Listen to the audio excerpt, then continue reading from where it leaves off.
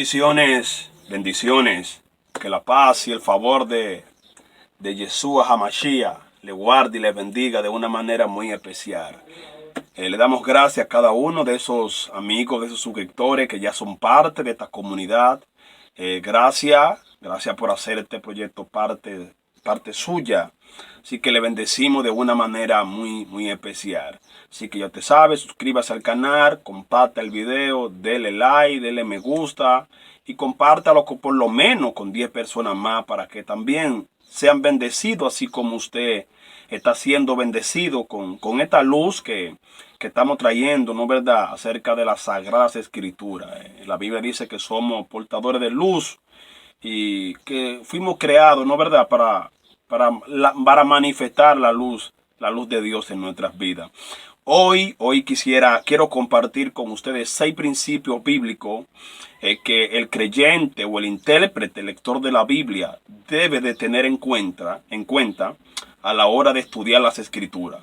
Hay algunos que hablan de 21 principios, otros hablan de 20, otros hablan de más, de menos, pero yo de forma resumida quisiera compartir con usted ahí, usted que me está escuchando, que me está viendo, usted que está atento a esta transmisión, a estos videos, quiero compartir contigo 6 principios bíblicos que debemos de tener en cuenta a la hora de interpretar la Biblia. 6 principios básicos, sencillos, que todo creyente, todo amante de la Biblia, todo amante de la lectura bíblica, todo amante de la escritura debe de por lo menos tener pendiente o en cuenta estos 6 principios que voy a compartir con ustedes. Y el primer principio, mire, antes de entrar a los principios quisiera explicar algo. Mire, nosotros tenemos la Biblia. Todos tenemos una Biblia. Los amigos que nos siguen también, hay amigos que son parte de este canal, tienen una Biblia. Todos tenemos una Biblia. La Biblia es el libro más leído del mundo, más traducido del mundo. Es el libro que más se ha vendido, el libro más vendido del mundo, la Biblia. El libro más leído del universo, la Biblia. El libro más perseguido por reyes, faraones, etc. También es el libro que ha sido objeto de muchas malas interpretaciones. Oiga eso. La Biblia es el libro que más mal se ha traducido. Ha sido objeto de muchas malas interpretaciones. Porque a la hora de tener contacto con la Biblia, con las Escrituras, muchos obviamos algunos principios, algunas reglas que nosotros tenemos que tener en cuenta a la hora de interpretar, de explicar la Biblia.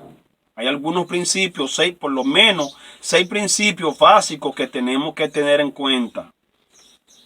Mire, cada concilio, cada iglesia, cada movimiento, cada pastor, cada profeta, cada maestro, cada apóstol, o sea, cada quien tiene su propia interpretación. Posiblemente tú que me estás escuchando ahí también tienes tu propia interpretación.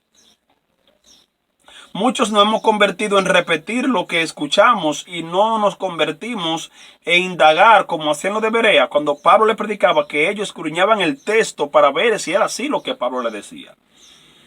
Entonces muchas veces nosotros nos convertimos en repetir lo que escuchamos sin saber si lo que nos enseñaron o lo que estamos aplicando se aplica a nuestro contexto o es parte de la idea original del escritor o del escritor que habló en ese momento. Entonces me llama la atención que cada movimiento, cada concilio, cada organización eclesiástica tiene su propia interpretación de la Biblia. O sea, cuando nosotros estudiamos las Escrituras, por lo menos la iglesia primitiva, los apóstoles, los discípulos, nosotros no vemos contradicción en sus enseñanzas. Vemos diferencia, ideas, pero no vemos contradicción. Sin embargo, en las denominaciones, en las iglesias que tenemos hoy en día, vemos mucha contradicción en sus enseñanzas. En lo que ellos postulan como doctrina, vemos contradicción. Y tenemos enseñanzas, lastimosamente lo digo, de 20, 30, 50, 40, 70 años, que están fundamentadas, pirámides, concilios, enseñanzas, doctrinas, que están fundamentadas en textos y en pasajes mal interpretados. que se le hizo una mala interpretación. No se tomaron las reglas o los principios esenciales a la hora de la interpretación. Tenemos textos que lo han sacado fuera de contexto y le han dado una implicación fuera del contexto a ese texto. Entonces tenemos muchas enseñanzas en nuestros alrededores, en nuestras congregaciones, que cuando nosotros las sopesamos con las escrituras, con la Biblia, totalmente se caen. Cuando la pasamos por el sedazo, que es la Biblia, no hay forma de cómo sustentar esa doctrina, esa idea, ese pensamiento, esa enseñanza. Entonces yo hoy, de manera sencilla, práctica, le voy a compartir 6 principios para que usted siga creciendo en el conocimiento y en la sabiduría que nuestro Abacadosh, que nuestro Padre Santo quiere que usted tenga. La voluntad de Dios es que vayamos creciendo en conocimiento y en sabiduría y que nuestra mente se vaya cada día más transformando a la imagen de su Hijo. Primer principio que quiero compartir con usted es la cultura. O sea, la cultura, entender la cultura de los pueblos a las cuales se le dio el mensaje. Porque la Biblia se desarrolló en un ambiente, en una cultura, en un pueblo que ya tenía una cultura. Por ejemplo, tenemos a Abraham. Abraham sale de Ur de los Caldeos. Abraham sale con una cultura, sale con una creencia. ¿Qué es la cultura? La cultura es lo que rige, lo que gobierna nuestra conducta y nuestro estilo de vida. La cultura es lo que yo hago, cómo pienso, cómo actúo. Eso es la cultura. La cultura gobierna mi idiosincrasia, gobierna mi creencia, gobierna mi comportamiento. Por lo tanto, todo ser humano es cultural. Toda persona es cultural porque nace bajo una cultura. Entonces llega la palabra de Dios a Abraham. Y Abraham sale de Ur de los Caldeos. Y una de las prácticas que nosotros vemos que era propia de Ur de los Caldeos era que en Ur de los, cuando era estéril, no daba hijos.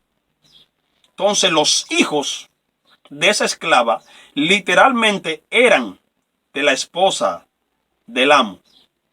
Se colocaba la esposa en una posición cuando la mujer está dando a luz, en su rodilla. La mujer, la esclava, daba a luz en la rodilla de su ama. Y ahí daba a luz la esclava. Y los hijos de la esclava eran parte o se convertían en hijos de ella, que vemos que fue el caso de Sara con Agar, que le dio por esclava, por esposa a su esclava Agar. Abraham, eso era propio de la cultura, eso se hacía culturalmente en Ur de los Caldeos, eso era normal. Otro caso cultural, es para que más o menos tenga una idea, cuando usted vea estos casos en la Biblia, no piense que tal vez son parte o son original o son parte del plan original de Dios. Otro caso que nosotros vemos es el caso de Jacob. Cuando Jacob sale huyendo, se va a Labán, allá donde su tío Labán, y allí Jacob trabajó por Rebeca o Raquel. Pero cuando termina los 7 años, dice que se le dio por esposa ¿a quién? A Lea. Porque en esa cultura la que primero se casaba era la mayor, no la menor. Entonces ahí fue donde Labán engañó a Jacob y le dio por esposa a Lea. Eso era parte de la cultura. Entonces el creyente, cuando va a leer la Biblia, tiene que tener en cuenta eso, que usted se va a encontrar con muchas conductas que son parte de esa cultura. No del pensamiento bíblico, no de la idea bíblica en sí, sino que eran parte de la cultura de esos pueblos y de esas civilizaciones. Segundo principio que tenemos que tener en cuenta a la hora de estudiar la Biblia es el contexto. O sea, el contexto. ¿Qué es el contexto? Es el mundo donde se desarrolló el texto. Cuando nosotros no tomamos en cuenta el contexto, pues vamos a hacer una mala interpretación de las escrituras. ¿Qué es el contexto? Ese cómo, cuándo, a quién se le dijo, por qué se le dijo. O sea, ese es el contexto. El texto tiene un mundo y cuando yo ignoro eso, pues hago una mala interpretación. Y una mala interpretación trae una falsa doctrina. Cuando ignoramos esta realidad, el contexto, el ambiente, el mundo donde el texto se desarrolló, eso nosotros no lo podemos obviar a la hora de hacer hermenéutica, a la hora de hacer interpretación bíblica, amados hermanos. Eso es muy importante. Tercer principio que tenemos que tener en cuenta es el género literario. O sea, ¿qué es lo que estamos leyendo? ¿Es un libro histórico? ¿Es una carta paulina? ¿Es una poesía, como en los Salmos, que hay poesía? Cuando dice que Dios cabalga entre las alas de los querubines. Eso es David hablando poéticamente. Es una poesía porque Dios no cabalga entre las alas de los querubines.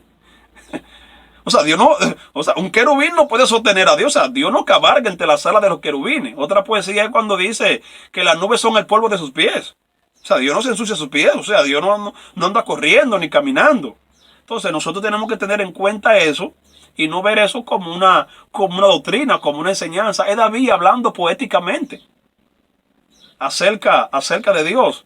Entonces, tenemos que tener en cuenta también la parábola, el lenguaje parabólico. ¿Qué es una parábola? Una parábola es una narración. No necesariamente el hecho que se está narrando en la parábola fue real. A veces las parábolas eran prefabricadas. Era un método que no solamente lo utilizó Jesús, también lo utilizaban los rabinos. Los maestros judíos utilizaban la parábola. Por eso lo más importante no es lo que dice la parábola. Escuche, es lo que enseña la parábola. Por eso Jesús usaba la parábola, dice, porque el reino de los cielos es como, o sea, las parábolas son comparaciones que se hacía del mundo espiritual para revelársela al mundo físico. Era para que la audiencia a la cual Jesús tenía acceso entendiera el mensaje. El propósito de la parábola era que la audiencia entendiera el mensaje que el maestro le estaba comunicando. O sea, que la parábola no eran hechos reales. Por ejemplo, el hijo pródigo. ¿Usted cree que eso fue una historia real? Dije que un hombre, no, fue una historia prefabricada. Ahora, ¿qué es lo que importa ahí? Es la enseñanza. Esa es la esencia que el lector, que el estudiante, que el intérprete debe de extraer. O sea, la enseñanza, la esencia. ¿Qué quiso Jesús decir con esto, con esta enseñanza? Eso es lo que nosotros tenemos que investigar. Entonces, eso tiene que ver con el lenguaje, con el género literario, o si es simbólico. Por ejemplo, el libro de Apocalipsis está lleno de símbolos. 7 sellos, 7 copas, el cordero, el león de la tribu de Judá, la bestia, el sello, la marca. Son símbolos. Es un lenguaje simbólico, un lenguaje figurado que está usando el apóstol Juan, por ejemplo. En el capítulo 1, Juan dice, y sus ojos eran como llamas de fuego. Oiga el término, como, no que sus ojos eran llamas de fuego. Y supieran como bronce bruñido. Oiga eso, como bronce bruñido, no que era bronce bruñido. O sea, esa es la apreciación del apóstol Juan del personaje el cual él está mirando. Juan se le apareció un personaje. Y él utiliza los elementos y lo más lindo, lo más precioso que él conoce para interpretar a ese personaje el cual él se le apareció. Esos son puntos muy importantes que tenemos que nosotros tener en cuenta. Es figurativo, es simbólico, es una figura. Por ejemplo, allá en Apocalipsis no, un pasaje que usan mucho, que lo voy a enseñar en cualquier momento, que es el pasaje donde Isaías habla que le iba a rapar a las hijas de Sión el cabello. O sea, ¿eso fue literal o es simbólico? O sea, pero eso se ha interpretado como algo literal. A las hijas de Sión le voy a quitar esto y aquello y por aquí, la voy a dejar cacorrapada y se van a poner de ondé en lugar de perfume. Ahora, ¿fue eso literal? Pero eso se enseña como algo literal en muchas iglesias. Entonces hay que tener en cuenta eso, el género literario, o sea, el lenguaje. Si es una parábola, si es una historia, si es una carta paulina, si es un evangelio. Los evangelios no son doctrinas, los evangelios son biografía de Cristo, hablan del nacimiento, del ministerio y de la muerte y de la pasión de nuestro Señor Jesucristo. Número 4, tenemos la escritura. La escritura ella misma se interpreta a sí misma. Dice que toda escritura es inspirada por Dios. O sea, que si es inspirada, ninguno de los libros tiene contradicción. De Génesis a Apocalipsis hay una conexión, hay una coherencia entre los 66 libros que tiene nuestra Biblia. ¿Por qué? Porque la Biblia es inspirada por Dios. Mateo no contradice a Juan, Juan no contradice a Lucas, y ninguno se contradicen porque es inspirada por Dios. Entonces, en hermenéutica, uno de los principios es que la Biblia, ella misma, sí misma, se interpreta, o sea, porque no se contradice. Un pasaje más oscuro se interpreta con uno que esté más claro. Número 5, el prejuicio. Frank, ¿qué es el prejuicio? El prejuicio es lo que hacemos muchos de nosotros cuando vamos a leer la Biblia, que no hemos todavía terminado el pasaje y ya tenemos una interpretación. O sea, dejemos que el texto, él mismo, nos traiga luz, él mismo se interprete. Vayamos a la Biblia, o sea, sin religión, sin dogma. Vayamos a la Biblia a aprender, a saber qué es lo que me quiere decir. O sea, ese es el prejuicio. Cuando yo, sin todavía leer el texto, ya lo estoy interpretando. Prejuicio, no podemos hacer el prejuicio al texto. Dejemos que el texto él mismo se nos revele. Él mismo traiga luz, traiga esa riqueza que Dios quiere que tengamos. Y por último, la oración. La oración es esencial, la oración es vital en la vida del creyente, del cristiano. Tenemos que orar, tenemos que pedir luz y pedir entendimiento acerca de las escrituras. Hay cosas que no han sido reveladas, pero que el Espíritu trae luz y trae entendimiento. Y lo podemos entender. Quería compartir contigo esos principios que son básicos, que son esenciales para lo que nosotros vamos a seguir compartiendo más adelante. Porque vamos a compartir muchas doctrinas y muchos puntos doctrinales y muchas interpretaciones incorrectas y las vamos a compartir correctamente, como dice el texto, en su contexto. Así que Dios te bendiga, Dios te guarde. No olvides suscribirte, comparte este video por lo menos con 10 personas. Dale like, dale a la campanita. Bendice a otro con esta luz, con este entendimiento que el Eterno está trayendo a nuestras vidas. Así que mantente ahí. Ya tú sabes, comparte el video. Pon un reto, compártelo con 10 personas para que sean parte de esta comunidad y sigamos creciendo y trayendo luz y entendimiento. Así que nunca saquemos un texto fuera de contexto, porque si no, vamos a hacer un pretexto. Vamos a tener una falsa doctrina, y una falsa doctrina es lo que trae una mala práctica de vida. Y por eso hay mucha gente condenando, señalando y juzgando a otros porque no creen ni piensan como ellos piensan. Así que Dios te bendiga y Dios te guarde.